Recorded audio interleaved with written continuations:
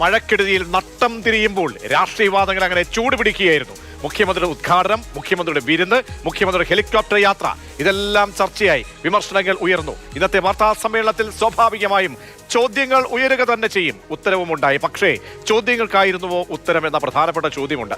ഇന്നത്തെ prime story വിവാദങ്ങൾക്ക് വിരാമമായോ? ഇംഗ്ലീഷിൽ വാട്ട് എബൌട്ടറി എന്നൊരു വാക്കുണ്ട്.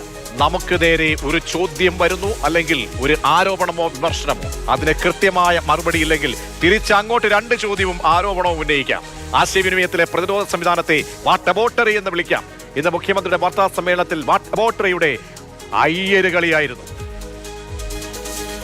ചോദ്യം 1. മലയാളി പ്രളയമുനമ്പിൽ നിൽക്കുമ്പോൾ വിരുന്നിലും സത്കാരത്തിലും പങ്കെടുക്കുന്നതിൽ ഒരു ഔചിത്യക്കുറവ് ഇല്ലേ? ഉത്തരം കേൾക്കാം. അറിയില്ലായിരുന്നു 2018-ലും 2019-ലും ദുരന്തം ഉണ്ടായിരുന്നപ്പോൾ അന്നത്തെ മുഖ്യമന്ത്രി നിരാഹാരമാണ് ഇരുന്നതെന്ന് എനിക്ക് അറിയില്ലായിരുന്നു. ഞാനൊന്ന് ഭക്ഷണം കഴിച്ചു പോയി. നിങ്ങൾ എത്ര അപവാദ പ്രചരണമാണ് നടക്കുന്നത്. ഞാൻ ഭക്ഷണം കഴിക്കാൻ പാടില്ലേ?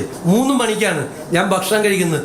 എന്ത് തെറ്റാണ്, എന്തൊരു അപവാദ പ്രചരണം, എന്തൊരു ഹീനമായ അപവാദ പ്രചരണമാണ് നടക്കുന്നത്. ഭക്ഷണം കഴിച്ചെന്ന് അല്ലത് ഭക്ഷണം കഴിച്ചു, തെറ്റുപറ്റിപ്പോയി, ഇനി മുതൽ ഭക്ഷണം കഴിക്കാതിരിക്കും. എത്ര ഹീനമായിട്ടുള്ള പ്രചരണമാണ്. ഒരു സ്ഥലത്ത് ഭക്ഷണം കഴിക്കുന്നത്, ഒരു സ്ഥലത്ത് വെള്ളം എടുക്കുന്നത്.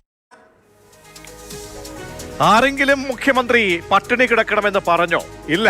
മനുഷ്യർ കയ്യിൽ കിട്ടിയതും എടുത്ത് ക്യാമ്പുകളിലേക്ക് പായുമ്പോൾ കേരളത്തിന്റെ മുഖ്യമന്ത്രി വിഭവസമൃദ്ധമായ തീൻമേശയ്ക്ക് മുന്നിലിരിക്കുന്നതിന്റെ റീലുകൾ വരുന്നു. അതിൽ ഔചിത്യക്കുറവ് ഇല്ലേ എന്നതാണ് ചോദ്യം. ഇനി ചോദ്യം 2. ഹെലികോപ്റ്റർ യാത്ര സ്വകാര്യ ആവശ്യത്തിന് ഉപയോഗിച്ചോ? ഉത്തരം കേൾക്കാം. ഞാൻ ഒരു സ്ഥലത്തും ഹെലികോപ്റ്റർ എടുത്ത് പഴയ മുഖ്യമന്ത്രി യാത്ര ചെയ്യുന്നതിനെ കുറിച്ച് ഞാൻ പരാതി പറഞ്ഞിട്ടില്ല. ഒന്ന് വ്യാപകമായി പ്രചരിപ്പിച്ചു സോഷ്യൽ മീഡിയയെ കുറിച്ച് CPM നേതാക്കൾ. ഞാൻ ഹെലികോപ്റ്റർ എടുത്തിട്ട് സ്വകാര്യ യാത്രയ്ക്കാണ് പോയത്. ഞാൻ പോയത് നിങ്ങളോട് പറഞ്ഞുതരാം. ഞാൻ പോയത് ഒരു ഇൻവെസ്റ്റ്മെൻറ്റ് ഗ്രൂപ്പ് കൊച്ചിയിലുണ്ടായിരുന്നു കാണാൻ വേണ്ടിയിട്ട്.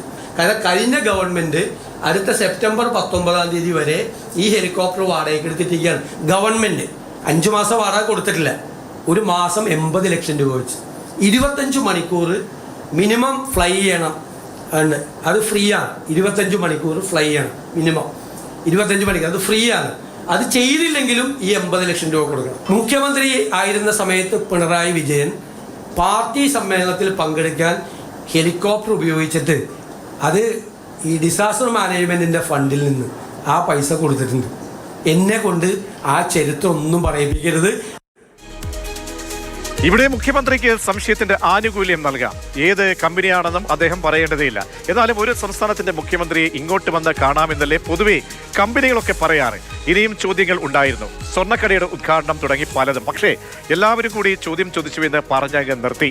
മറ്റൊരു പ്രശ്നം കൂടിയുണ്ട്. മുഖ്യമന്ത്രി ഒരു ജില്ലയിൽ പരിപാടിക്ക് പോകുമ്പോൾ ആ ജില്ലയിലെ പോലീസ് മേധാവി അദ്ദേഹത്തിന്റെ കൂടെയാണ്.